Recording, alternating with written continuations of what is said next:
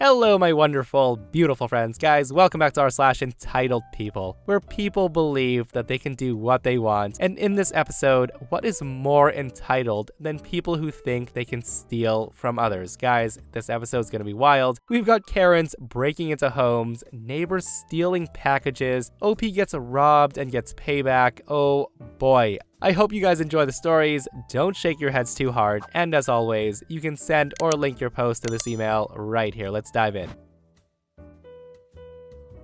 So I'm a 30-year-old female and I'm a hobbyist. As such, I order additions to my collection that are delivered via post or courier. Now, my entitled neighbor, a 28-year-old female, moved into her house roughly 3 months ago with her 9-year-old son. I was close friends with the people who lived there previously, and I had them listed as a trusted neighbor to deliver packages to if I'm not home. Since she's moved in, I've changed that with the post services. But unfortunately, there's a few delivery people who haven't had the information. Sadly, I've had a few parcels delivered to this entitled neighbor, and when I've gone to collect my parcels, she's denied knowledge or given me an already opened package, and used the excuse that her son accidentally opened it. Last week, I had a delivery coming, with several special and expensive additions to add to my collection, and I decide to work from home to make sure I received my package. I start work at my usual time of 9 a.m. I double-checked that my doorbell was set to its loudest setting, and then got on with my work. Now, I do have the tendency to get absorbed into my work, so by the time I realized it was 12:30 and my package was supposed to be delivered, I start to worry.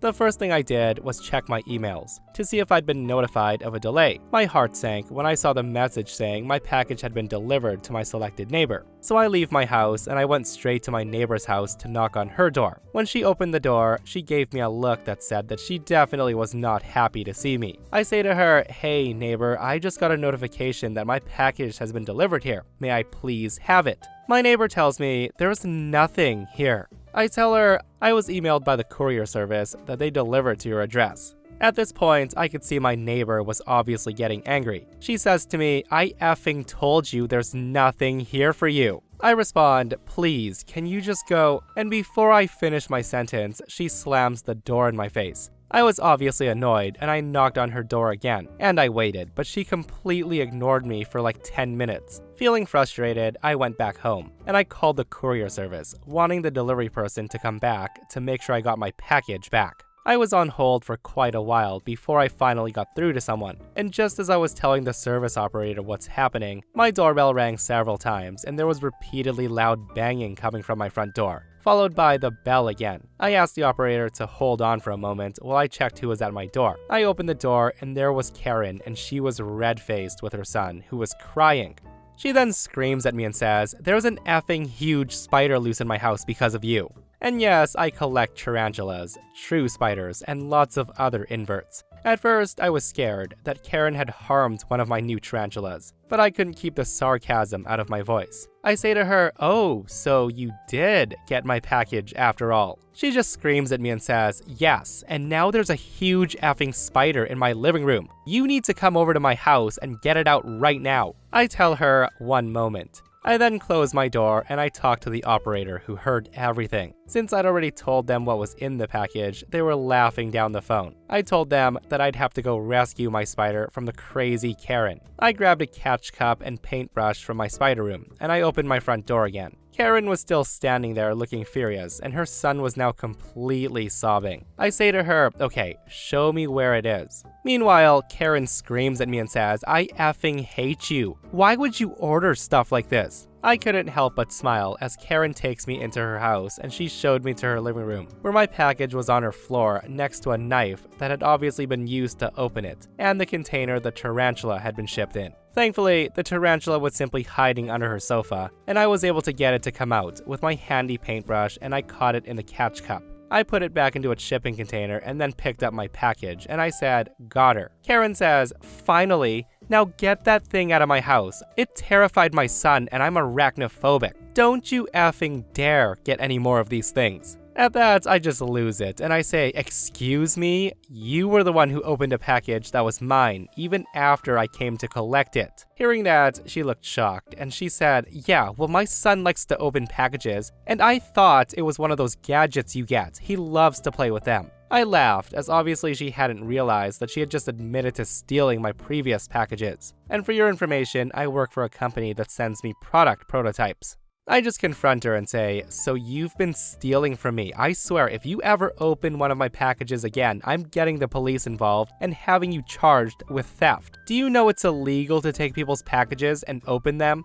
Before she could say anything else, I just pushed past her and I went home. Thankfully, the tarantula was unharmed and has happily settled into her new enclosure. Since then, I've contacted every courier service in my area, and I demanded that they never leave anything at her address again. There has been one incident where a package from work was delivered to her house, but as soon as I knocked on her door, she just hands me the unopened box and closed the door in my face, much to her son's disappointment. So the moral of the story is don't open someone else's package. It might contain giant spiders. Guys, I am shaking my head so hard at this one. Like the freaking audacity of that Karen to come to OP and make demands after she stole her package, and it went horribly wrong. And guys, I only wish that OP told her to deal with it herself to make that Karen suffer even more. But that probably wouldn't have ended well for the tarantula. Oh, and OP does show a picture of this tarantula, and the thing is freaking massive, guys. Like, if that was loose in my house, holy effing moly, I'd just leave and never come back.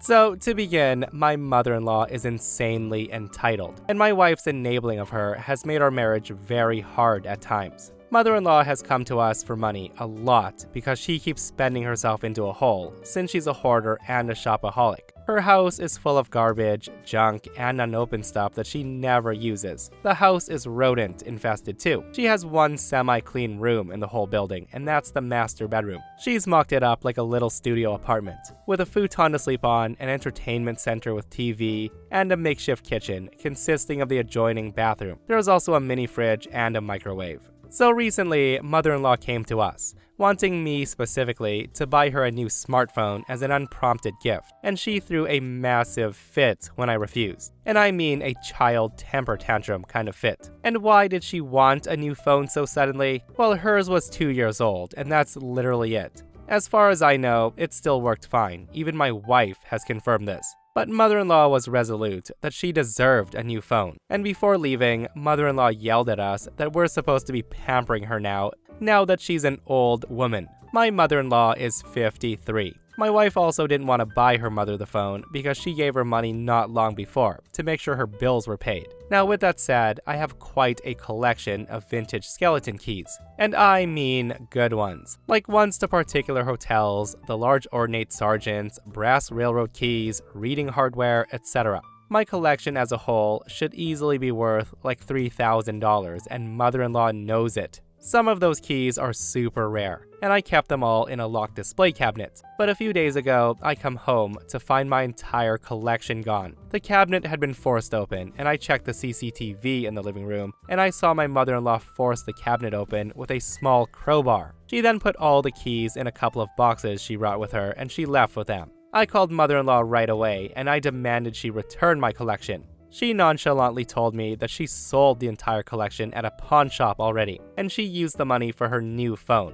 And then she said it was my fault, and I hope I learned my lesson because she had to do it because I wouldn't give her money. Hearing that, my jaw drops. My wife was seemingly on my side until I said I was gonna call police. My wife then begged me to just drop it and even suggested I start a new collection. Well, I refused to let it go because a lot of those keys are not only expensive, they're irreplaceable. I spent 10 years building that collection, and there's no way I can get those keys back. But my wife kept blowing up at me and telling me to just let it go. But I didn't let it go. I wouldn't. So before we go on, I need to answer some quick questions. Number 1. How did mother-in-law get into the house? Well, since we're family, my wife had gave her a key when we moved in. Number 2. Why did I have cameras in the living room? And the answer is, why wouldn't I if I had something valuable on display there? Number 3. Is mother-in-law on drugs? I have no idea, but she's always been crazy. Number 4. Did mother-in-law steal from us before? Not that I've been able to tell, and I've checked everything I could think of. And number 5, what kind of phone did she get? Not a single clue. I end up calling the police, and the police did come and take my statement. I also had video footage and the documentation of my collection ready. There was also some text that I went out of my way to get from mother-in-law to bait her into a confession. I wanted as much evidence as possible so she couldn't lie to police. When I texted her demanding she get my collection back, she actually LOL'd, and she told me not a chance. She even boasted that she thought I was a pathetic son-in-law and that my collection was tacky anyways. So I tell her to at least tell me what pawn shop she sold the keys to so I could go buy them back, and how much they paid her for them. Now, the surprising part is she admitted it all right away, with glee in text. I had everything I needed for the police before they even showed up. The cops took the whole matter more seriously than I thought though. I was worried that they would call it a civil matter, since the thief was my mother-in-law and she had the key to my house, but they arrested her. The police then went to the pawn shop before it closed to retrieve my collection. I got it all back from the police after a couple of days. And for the moment, I've put the collection in a safe, secure place that no one can get to. The pawn shop pretty much gave up the entire key collection to the police right away, like it was a bag of hot potatoes. As far as I can tell, it's all there. That was a huge sigh of relief. I took time off work and I barely slept for 2 days because of the whole ordeal. Also, the cabinet that mother-in-law broke into is pretty much a loss since she mangled the lock and doors prying it open. Thankfully, it wasn't antique. It was something I got used for like $50. And here's the shocking part. I found out that mother-in-law sold the whole collection to the pawn shop for a whopping total of $300. For a collection of hundreds of antique keys valued at thousands of dollars as a total, that low number felt like a punch in the gut to me. Likely the pawnbroker knew how valuable the collection could be as a whole. I mean, it's not like hitting the jackpot or anything, but money is still money, especially when a dumb lady walks in with a box of goodies. Anyways, the cost of repayment to the shop was supposed to be on mother-in-law, but my wife paid them back out of our joint account instead. And from what the shop owner said, mother-in-law told them that the key collection belonged to her deceased husband, and she was sick of the whole collection just sitting in storage. So they believed her. And just to be clear, she's not a widow. Her husband divorced her and he left the state 15 years ago. Mother-in-law lives off Social Security and food stamps. She also holds garage sales every couple of months. And every so often, she demands our soda and beer cans so she could get the deposit money recycling them. Mother-in-law also doesn't drive. She gets around on this electric scooter that tows a bicycle trailer. She also lives in a long paid-off house, and she would not be having money troubles if she wasn't overspending every month. She always counts on my wife to pick up the slack when she comes up short. My wife and I, of course, got into a huge fight when she got home because I had her mom arrested, but I told her I'm done with her enabling her toxic mother. I said I was changing the locks as soon as possible and banning her mother from the house. I also said that either we got marriage counseling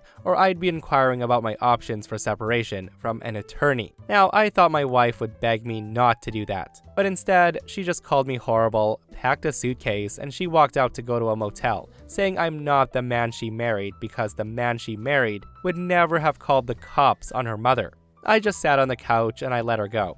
In the morning, she texted me, saying she was bailing her mom out and she wanted me to pay for it since I was the one who got her mother arrested. When I said no, all I got back was a sarcastic wow, and that was it. Not too long later, I had a gut feeling, and I checked the balance on the shared bank account. My wife had taken out a lot of money. I wasn't sure if that was all needed for bail, so I called the pawn shop later. The owner confirmed that my wife had come in and paid him back the $300 that he had paid her mother for the keys. I tried to call and text my wife for hours, but she didn't answer. That evening, I managed to find her. She was at a cheap motel not too far away. I found her car, and then I figured out what room she was in, and she looked positively shocked to see me when she opened the door. I then confronted her about the money she'd used from our shared account. She basically said that since I refused to pay her mother's bail after I was the one who had her arrested, she got the money from me another way. She then smugly stated that she wasn't paying that money back into the shared account, and then told me that's the karma I get, before shutting the door in my face. She then said through the door that she would call the cops on me if I didn't leave, and the smug look she had given me reminded me of those nasty teenage girls when they get their way. It really ticked me off. I pretty much knew my marriage was over, but that night it really sank in.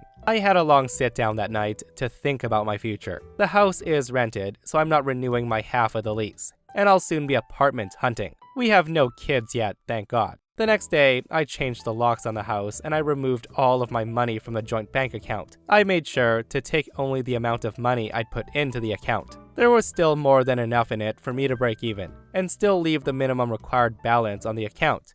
Either way, the cost of mother-in-law's bail and paying back the pawn shop was now entirely out of my wife's pocket now, and I don't think she's noticed yet, but it shouldn't be long. I've also been to a couple of divorce lawyers already, and I'll have the divorce papers served soon. I loved my wife, but it's clear she didn't love me, so I can't stay with her anymore. She can have her thieving hoarder mommy all to herself now. We both have very comparable incomes, so I'll be pushing for a clean split divorce. The woman didn't deserve me, and I fell for her act. She didn't want a husband, she wanted this insurance plan. And I'll be clear on this, I won't be changing my mind about divorce. My soon-to-be ex-wife can beg all she wants, if she even bothers to. I'm not gonna settle for being number 2 in my own marriage. To me, it's over. Honestly, good on OP for taking a stand. And clearly OP is sick and tired of their money just constantly going to mother-in-law. And it's only gonna get worse and worse as she ages, right? And she becomes more entitled. Like breaking into a home to steal and to pawn off items to get what you want is absolutely crazy. And if daughter wants to send all her money to mother-in-law, let her do it herself. I also have a feeling that OP's only starting to see the ugly side of his wife. Like, I know people who have gone through nasty divorces, guys. Like, as soon as the papers are served, it's like a switch is flipped, and some people truly go scorched earth.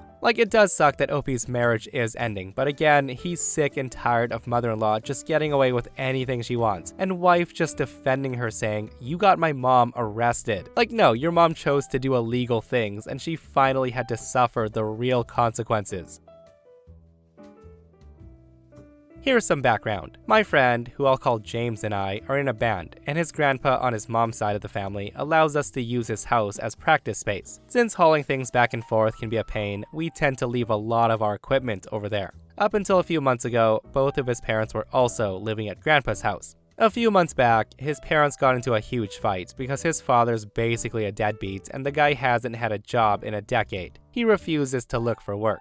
At this point, she's basically had enough of him, and she tells him to get his possessions and move out. He moves out, but he ends up leaving a majority of his stuff in the garage. And this is a huge pain in the ass because his stuff is stacked to the ceiling in boxes, and takes up half the garage. She gave him months and months of notice to come get his stuff, but he never did. He ended up moving back with his dad, James's grandpa. Last week, out of nowhere, James gets a series of angry and borderline threatening texts from his dad, wanting to know what James had done with his old drum kit that dad left in the garage. He was all paranoid that we might be trying to sell it because a similar drum kit popped up on Craigslist recently that he thought was his. So James explains to him that the kit's still out in the garage and he could come get it any time. His dad replied that he was gonna come get the kit, but apparently he thought they were trying to sell it on Craigslist, but hadn't found a buyer. His dad came by to get the drums when me and James weren't around. But when we came back, we discovered that not only had his dad taken the old drum kit, but he had gone through all of our music equipment, and he had taken several $100s worth of cymbals, snare drums, several microphones, and one of my Fender Telecasters, which is pretty expensive.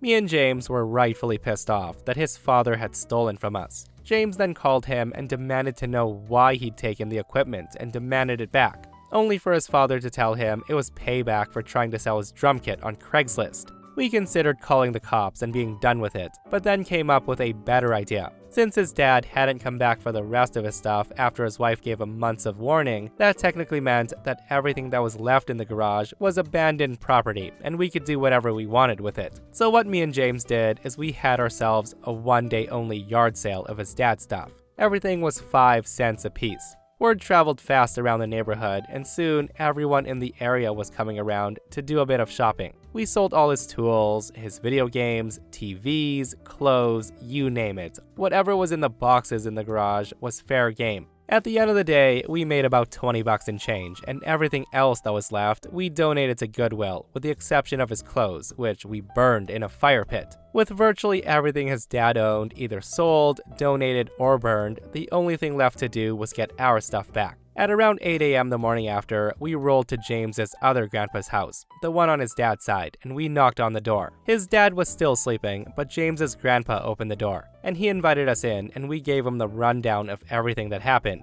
James's grandpa was pissed. He woke James's dad up and absolutely laid into him verbally. After he was done yelling at him, he forced him to give us all of our music equipment back and to apologize. Right before we left, I hand James's dad a jar full of nickels, and I told him what we had done with all of his stuff. And if looks could kill, I would be dead by now, but he told me to F off and went back inside. Holy guys, selling all dad stuff for essentially pennies is savage level. And I can only imagine how mad the guy was. Like, the look on his face must have been priceless though, to see all of his stuff gone for like $20 and change. And this is why you don't steal from others. You never know how people will get even. But let me know what you guys think. Was it fair game what OP and his friend did to dad, or was it a little bit over the top? And I only ask this because a lot of people are saying that OP and his friend deserved a good old ass whooping for what they did. But in my opinion, don't start a war if you don't want a war.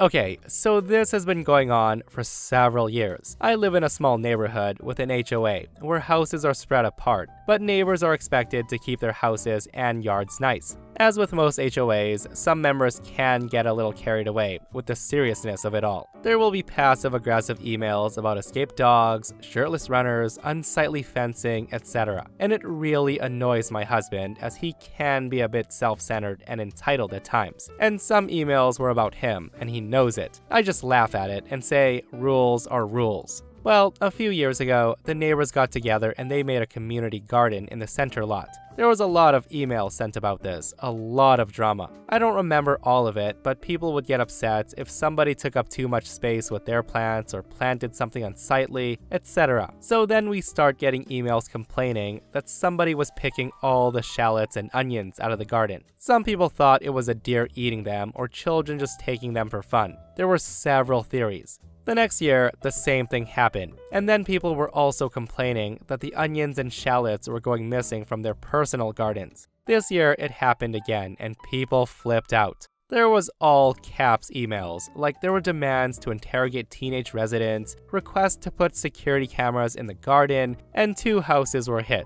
And then people started staking out in their gardens, and they put up game cameras to catch the person or animal responsible for it. It started out being funny because I'm not involved with gardening, so it was amusing to read the emails. But this year, people are getting really upset and they want to get law enforcement involved. So anyways, I walk down to the bottom of our property one day that I don't visit often, and I find a lot of smashed onions and shallots, like absolutely smashed to bits. It clearly took a lot of work. I then went inside and told my husband jokingly, "Hey, I think we're being framed for the onion heist." He then got this really weird look on his face, and I had the realization and asked him if he didn't have anything to do with this. That's when he confessed to me that he did, and he'd been stealing the onions and shallots to spite the neighbors. He was sneaking out at night to do this. I asked him why, and he said he just hates them so much for always complaining about stupid things. And I don't even know, this makes me really uncomfortable. Like, the man is 31. And he's sneaking out at night to steal onions, and I don't even notice. Like, why wouldn't he just tell me? This has been going on for 3 years, and it's not like he did it once as a prank. I don't know what to do. Can anybody help think this through? Maybe I'm overreacting, but I'm pretty upset about the whole thing. And I would be too, OP, but at the same time, I think I would be laughing. Like, all I picture is him getting dressed up in all black, sneaking out in the dead of night with a bag, going garden to garden, picking onions, and smirking to himself thinking, that'll teach him. Like, seriously, I know this was meant to be a serious post, but I love this level of pettiness, because F HOAs, right? And I do have a question though, like, why the shallots and onions? Like, literally, the guy could have taken anything else. I just want to know why it's onions. But with that said, OP does need to tell her husband to cool it, because they'll get caught now with all those cameras. And that, my friends, brings us to another end of our /entitled people. Guys, I hope you enjoyed today's stories. If you did, hit that thumbs up. And if you're not subscribed, consider subscribing so you don't miss these crazy, crazy stories. And if you missed yesterday's episode on the channel, it's an /entitled people episode where it's all about people getting greedy when there's a death in the family. Guys, go check it out if you haven't. And myself and Stevie Boy will see you guys in the next one. We love you.